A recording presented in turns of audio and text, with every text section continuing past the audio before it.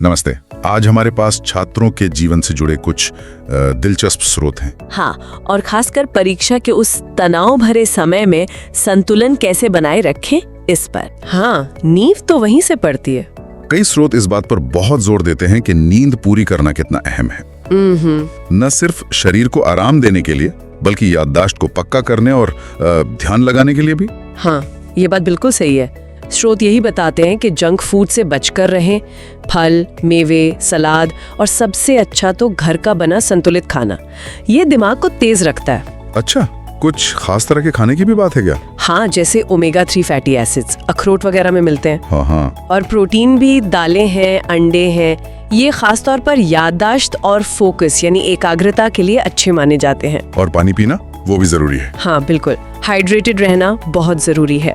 और साथ में रोज थोड़ी शारीरिक कसरत, ज्यादा नहीं, शायद बस 30 मिनट। उससे क्या होता है? उससे न सिर्फ तनाव कम होता है बल्कि शरीर में ऊर्जा भी बनी रहती है। एक दिलचस्प बात पता चलती है एजुटोपिया के एक लेख से।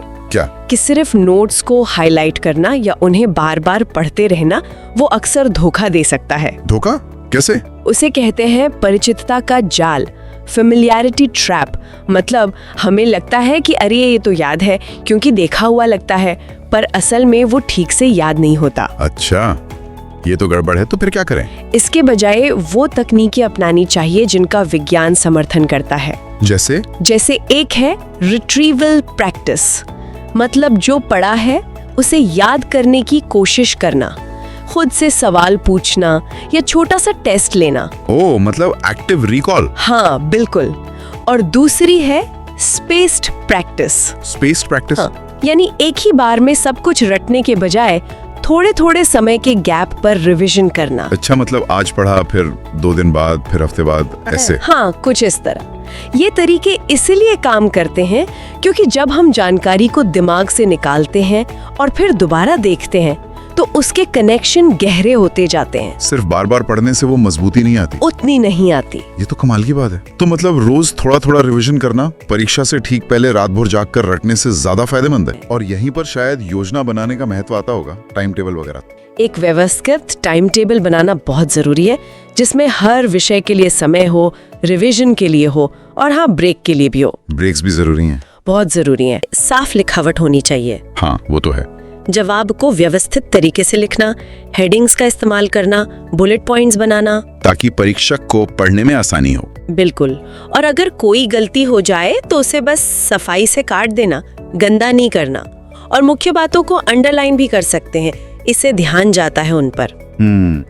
ये छोटी छोटी बातें हैं पर शायद असर डालती होंगी। हाँ बिल्कुल। एक चीज है जिसे बिल्कुल नजरअंदाज नहीं करना चाहिए। क्या?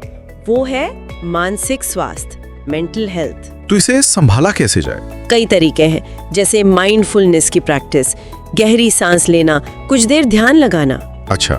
नियमित रूप से छोटे छोटे ब्रेक लेना पढ़ाई के बीच में, अपनी पसंद की कोई एक्टिविटी, कोई हॉबी के लिए समय निकालना। और दोस्तों या परिवार से बात करना? वो बहुत जरूरी है। मन की बात किसी भरोसेमंद इंसान से कहना। तो कुल मिलाकर देखें तो ये सारे स्रोत एक ही दिशा में इशारा कर रहे हैं। किस दिशा में? कि सफलता सिर्फ नंबरों या ग्रेड्स में नहीं है। तो किस में है? वो है शारीरिक, मानसिक और भावनात्मक तंदुरुस्ती के संतुलन में।